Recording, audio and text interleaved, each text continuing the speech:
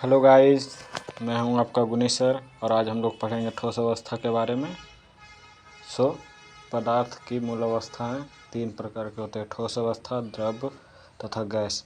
ठोस कणों में आकर्षण बल ज़्यादा और बोले तो स्थान उसमें नगण्य होता है। द्रव आकर्षण बल कम और अंतः कणीय स्थान पाया जाता है। गैस में आयतन फिक्स नहीं होता है। ब्रह्मांड द्रव्य तथा ऊर्जा से बना हुआ है। द्रव्य है जो ब्रह्मांड का निर्माण किया है तथा ऊर्जा क्रियाओं के संचालित करने का कारक है। इससे सवाल नहीं आता है बोर्ड में, पर यहाँ से स्टार्ट हो जाता है। देखिए, ठोस अवस्था अंतरकणीय बल प्रबल होता है इसमें, जिससे स्थानांतरीय गति रुक जाती है। ठोस के गुण: आकार व आयतन निश्चित होते हैं, अंतर आणविक का स्थान न्यूनतम होता है, प्रबल आकर्षण बल। उदाहरण में कांच है, लकड़ी है, पत्थर है, बर्फ है, लोहा है। इसके और भी गुण हैं, जैसे देखिए कठोर। इसका ठोस तो थोड़ा कठोर होता है, जो आप भी जानते हैं, जैसे लोहा हो गया, ये सब तो आप देख ही रहे हैं। असंपीड्य और मेल्टिंग और बॉइलिंग पॉइंट हाई रहता है। बोले तो क्वथनांक और गलनांक इसका हाई रहता है। ठोस के प्रकार: ठोस दो प्रकार के होते हैं, क्रिस्टलीय और अक्रिस्टलीय। बहुत इंपॉर्टेंट पॉइंट है, इसे अच्छा से याद कर लीजिएगा। वेरी इंपॉर्टेंट पॉइंट यहाँ लिख देता हूँ। ठोस के प्रकार क्रिस्टलीय और अक्रिस्टलीय। वास्तविक ठोस: क्रिस्टलीय को वास्तविक ठोस भी कहा जाता है। इसे निश्चित व नियमित व्यवस्था होता है। उदाहरण में NaCl, KCl, Fe, Au, Cu, हीरा और क्वार्ट्ज। परंतु अक्रिस्टलीय ठोस को देखिए, यहाँ पर से देखिए लीजिए। निश्चित व नियमित व्यवस्था नहीं होता है, निश्चित ज्यामिति तथा आकृति नहीं। उदाहरण में रबड़, क्वार्ट्ज ग्लास, कांच और प्लास्टिक आदि। आइए इसके और भी प्रकार देखते हैं। जैसे क्रिस्टलीय ठोस। क्रिस्टलीय ठोस को रवादार ठोस भी कहते हैं।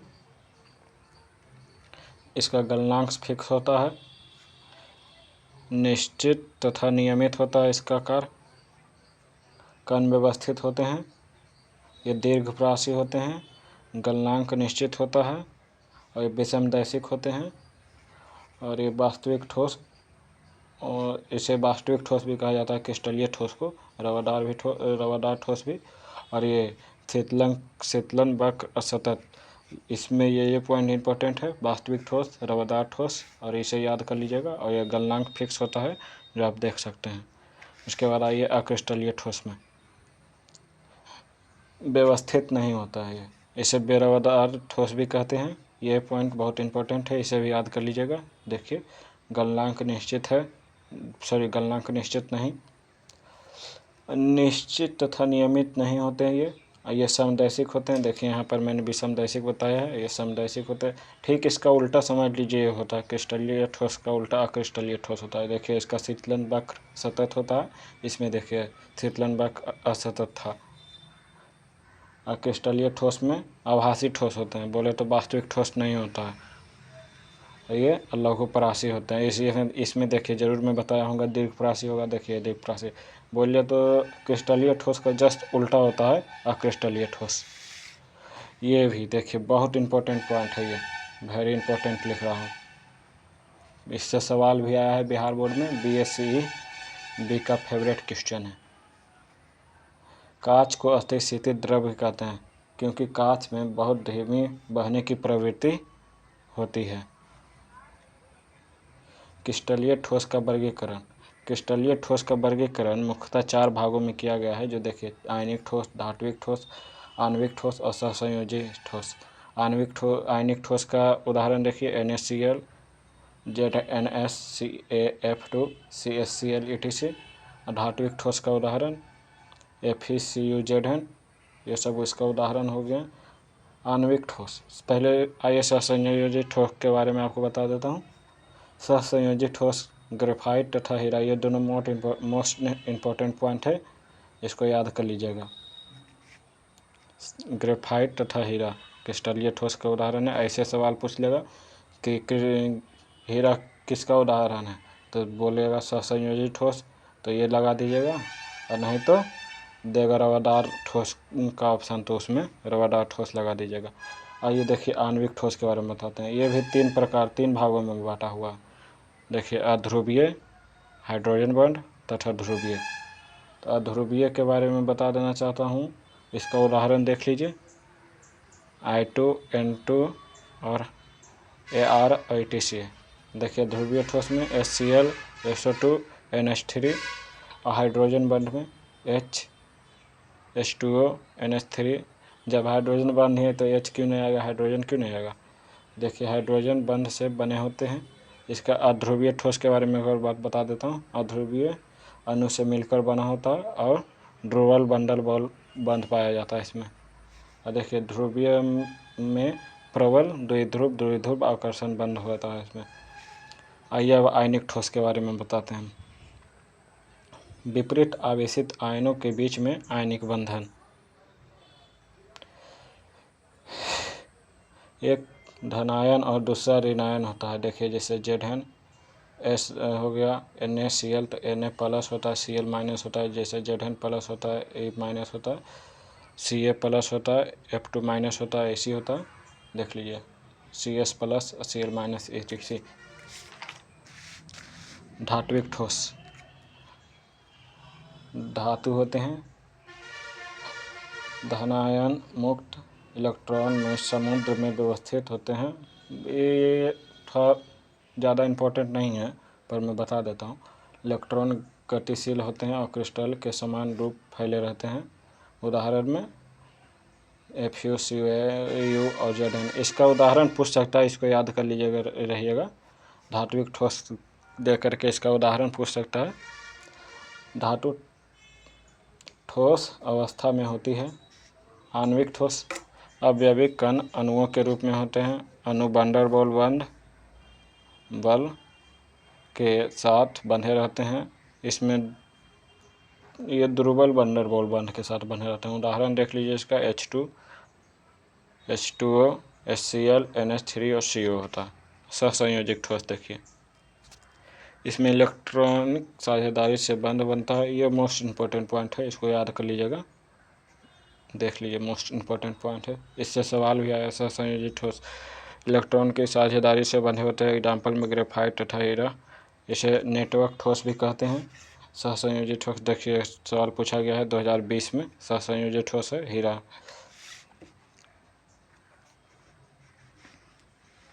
यही है, देख लीजिए विभिन्न प्रकार के ठोसों के गुण जो मैंने पीछे बताया है, सब कुछ उसी के बारे में यहाँ पर लिखा हुआ है। आपको इसका नोट्स मैं कैसे प्रोवाइड करूँ, ठीक है, मैं देखता हूँ, कोशिश करता हूँ। इसका नोट्स भी मैं दे दूँगा जो पढ़ा रहा हूँ। तो आइए आगे देखते हैं। एकक कोष्ठक का प्रकार, SSC प्रभावी कण।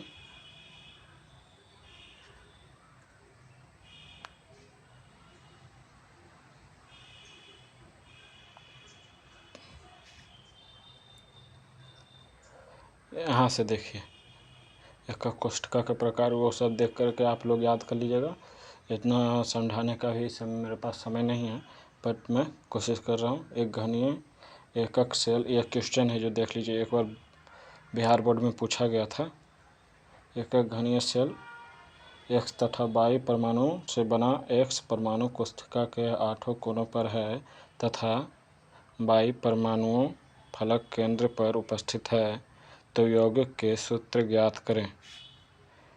X परमाणु के 8 कोनों पर पहले एक क्यूब सब बना लेना है। तो देखिए इसका 8 कोनों गिन लीजिए। X परमाणु पे 1 2 3 4 5 6 7 8, 8 गो हो गया। 1/8 करके ये कर देना है। Y परमाणु फलक के केंद्र पर, तो देखिए Y परमाणु, ये देखिए फलक के केंद्र पर 1 2 3 4 5 6 गो फलक के केंद्र पर स्थित होता है। तो 1/2 दे करके भाग करके इसका आंसर ये होगा।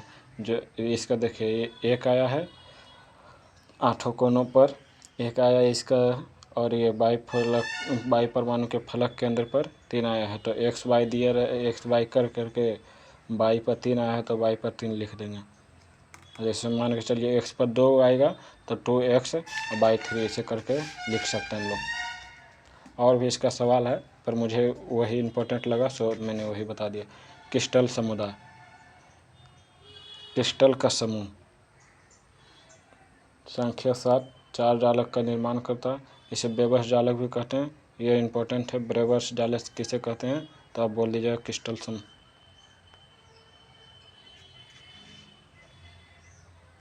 आइए आपको यहाँ पर देखिए, ये मैंने ऐसे ही बना दिया था। ये भी इम्पोर्टेंट है पर उतना नहीं, खास नहीं है। इसे देखिए यहाँ पर से जो भी है सब मोस्ट इम्पोर्टेंट पॉइंट है। आप देख सकते हैं क्रिस्टल तंत्र कितने प्रकार के होते हैं, 7 प्रकार के। क्रिस्टल ठोस प्रकार 4 हो जाएंगे। संपूर्ण क्रिस्टल कितने बेबस जालक से बने होते हैं तो 14। देखिए SCC, BCC, FCC, ECC चारों प्रकार के बेबस जालक। द्वि समलाक्षु, पता नहीं क्या क्या लिखा होता है, इतना हिंदी में भी नहीं जानता हूँ। संकुलन क्षमता, एकक कोशिका का जितना हिस्सा कणों द्वारा घेर लिया जाता है उसे कहते हैं संकुलन क्षमता। इसका एक सूत्र भी है जो देख लीजिए, कुल कणों की संख्या इंटू एक कण द्वारा घेरा गया स्थान। कुल कणों की संख्या इंटू एक कण द्वारा घेरा गया स्थान बटा घन का आयतन एकांक से, ब्रैकेट में होता है घन का आयतन।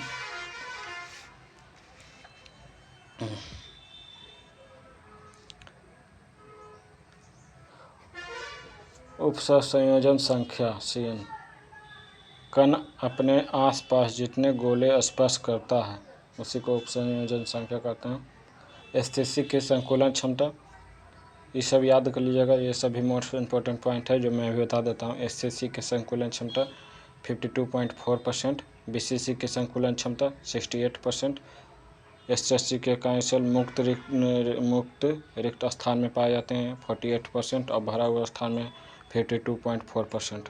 आप लोग देख सकते हैं। FCC का संकुलन क्षमता 74% लगभग होता है। BCC के रिक्त स्थान 32%, FCC सेल, ये सब मोस्ट इम्पोर्टेंट पॉइंट है। आप देख सकते हैं। FCC सेल में रिक्त स्थान 26% और FCC सेल में A तथा R के मध्य संबंध